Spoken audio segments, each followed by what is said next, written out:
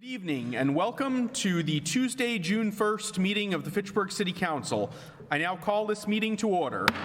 Please be advised that FATV is conducting audio and video recording of this meeting for public broadcast. There is no one in the audience who is recording. Councilor Di Natale, would you please lead us in the salute to the flag?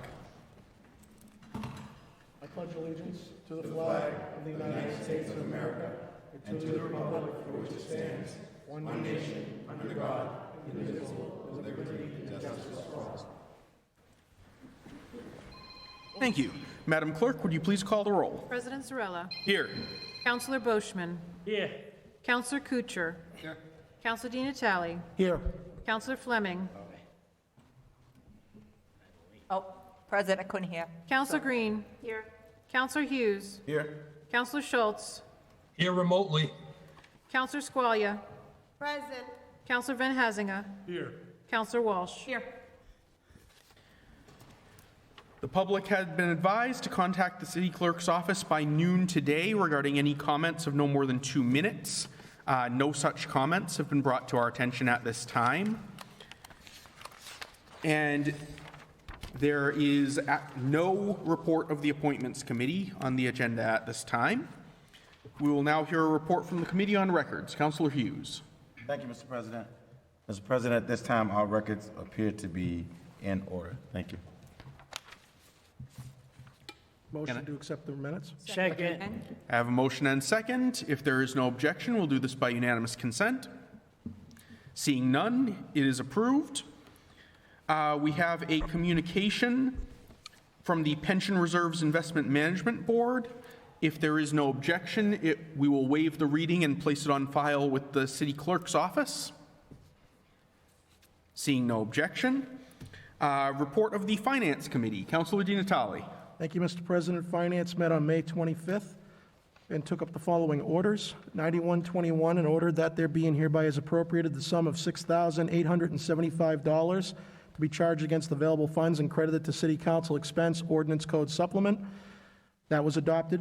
9221, an order that there being hereby is transferred from within the sum of $40,000 to be charged against reserve for other municipal purposes, capital expenses, and credited to library capital building renovation for engineering to design new heating and cooling systems. That was adopted. 9321 was an order that there being hereby is transferred from within the sum of $625,000 to be charged against reserve for other municipal purposes, capital expenses, and credited to South Street School roof and boilers capital project. This was adopted unanimously and done so to avoid having to borrow for our 20% share of the project that MSBA covered, the other 80%. And 94-21 was a loan order to appropriate $4 million to pay costs of various wastewater infrastructure projects as outlined in the enclosed order. And this involves, of course, the ever-present consent decree between the city and the Department of Justice. Councilor Boschman. I got one question on 092-21. I was late for that meeting, and I wanted to ask the guy, maybe if you allow the city auditor to come up to the desk and can answer it? If you're willing.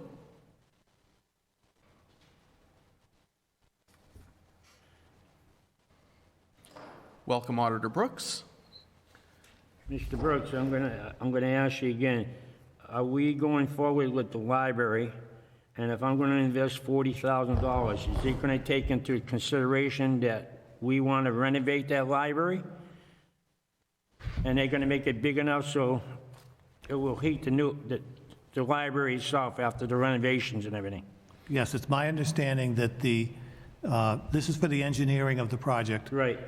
Later on, there'll be a couple on the next meeting for the actual construction. The intention is to scale this work in some way that it will suit the current building as well as being able to fit in with the plans for the future building. Okay, I just want to make sure I understand that, because I don't want to come back and say, No, all of a sudden we didn't adjust, so. No, that's my understanding. But they are definitely going to go through with the foreseeable future and renovating the library. The renovation of the library is still a couple of years away. The if we don't go through with the full renovation, the large project, there is still considerable work that would have to be done because of the age of the building. That's what we're running into here, where the mechanical room workings, the boiler and stuff are just need to be done. Okay. Thank you, Mr. President. No problem. I would like to first entertain a motion, if there is one, on 09421 separately.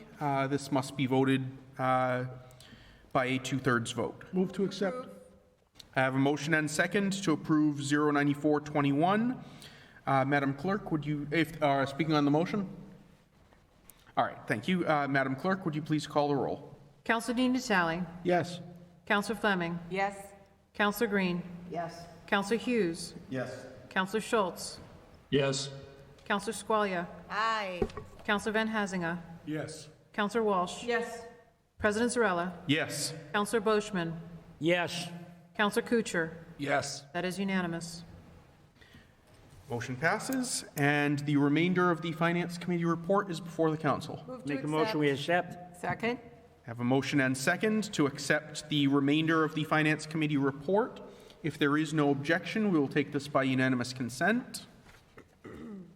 Seeing no objection, it passes.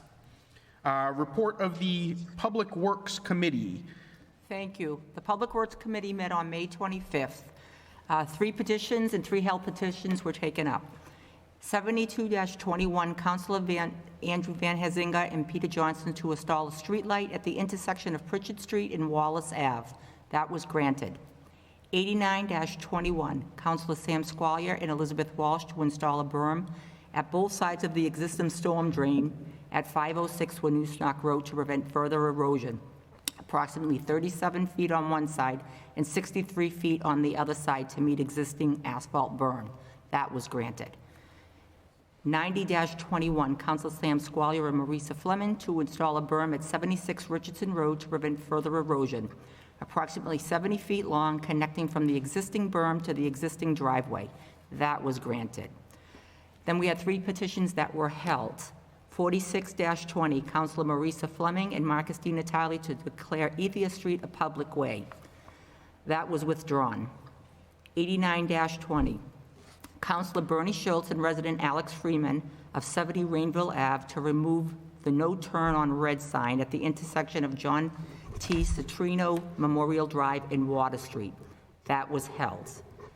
And finally, 177-20, Councilor Paul Boishman to petition the city to add a berm in front of 78 St. Joseph's Ave in order to address water and sand issues faced by residents in the winter. Berm should be placed from the start of the sidewalk to the berm on Daniel Street. And that was withdrawn.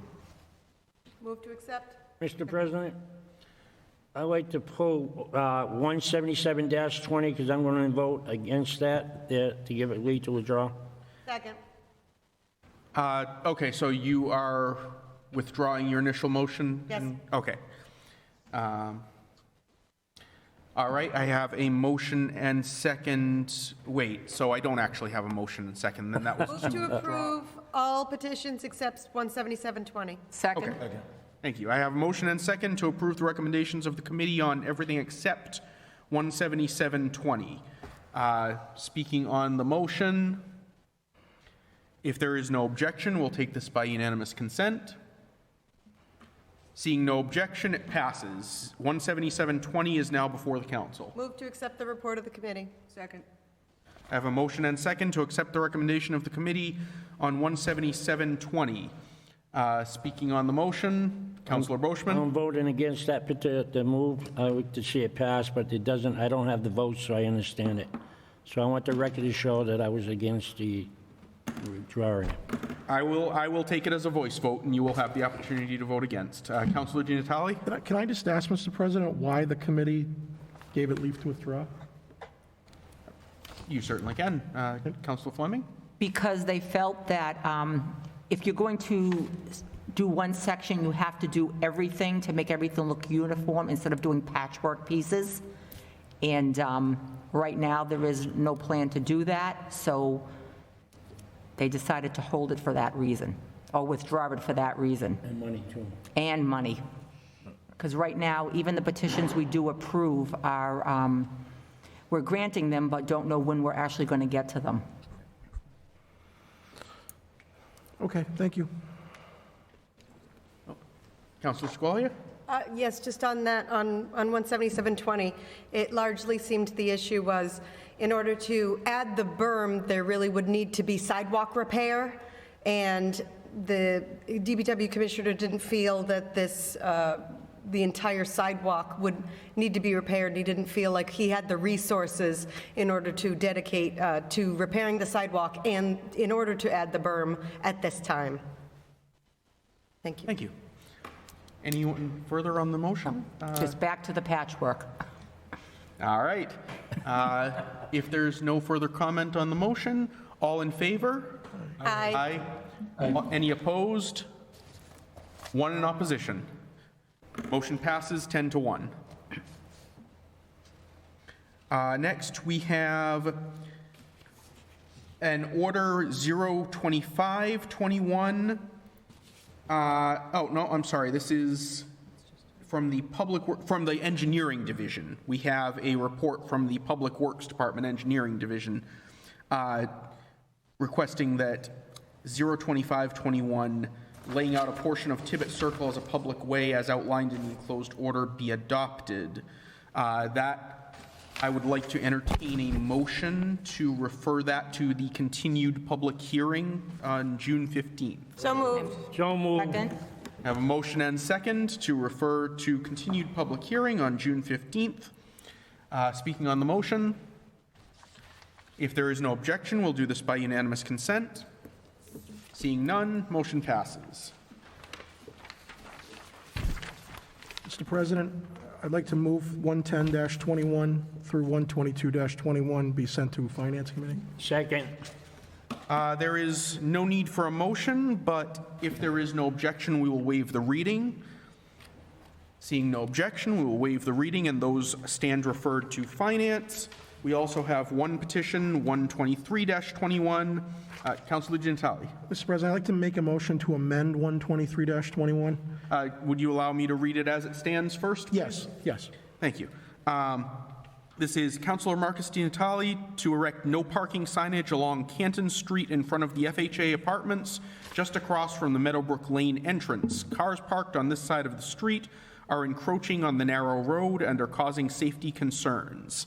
That said, Councilor Di Natale. I'd like to amend the motion to include Councilor Schultz on this petition, since it's his ward. I failed to put his name on the form when I submitted it. So moved.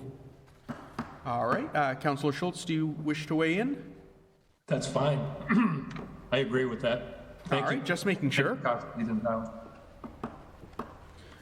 All right. Speaking on the motion to amend, if there is no objection, we will amend by unanimous consent. The motion is amended or the petition is amended and as amended stands referred to the Public Safety Committee. That concludes our business. We do have some announcements. First, I would like to just remind councilors that budget cut proposals are due by Thursday, June 3rd at 4:30 p.m. I would also like to again personally request that councilors contact any department heads that they plan to submit cuts for. This is not a formal requirement, just a request. There is a press conference by the Fitchburg Abolitionist Park to celebrate completion or near completion of phases 1 and 2 of the Fitchburg Abolitionist Park's three-phase development. It will be held on Juneteenth, Saturday, June 19th, at 42 to 50 Snow Street, the vacant lot, which is the future home of this park. Councilor Schultz will be holding a Ward 1 meeting in this legislative building on Thursday, June 17th at 6:30 p.m. Interested residents are encouraged to attend. And I would also like to note that at our next council meeting, June 15th, the legislative chambers will be open to the public. I would encourage residents, of course, to use all their own sound judgment in terms of any precautions. And I will also note that at that time, counselors will be able to decide for themselves whether to maintain the plexiglass barriers or not. That will be at the discretion of individual counselors, with, of course, the understanding that if one counselor wants their barriers, they'll get them on both sides, not only one. I have Counselor Squalia. Yes? Yes, for the Juneteenth groundbreaking, that's at 10 a.m. Oh, yes, I'm sorry, I forgot to give the time. 10 a.m. to 11. And did I see Counselor Boschman? Yes, I got one question for you. With the opening of the chambers here, are we going to require the public to wear a mask inside of the building? As of June 15th, the state of emergency is officially canceled, and it is the recommendation of both the state and I believe the CDC that masks are no longer required in public. I would encourage anyone who has not been vaccinated to continue wearing their masks, but that is not a requirement. Everyone is free to use their own judgment and discretion on that matter. All right. Motion to adjourn. Second. I have a motion and second to adjourn. If there is no objection, we stand adjourned.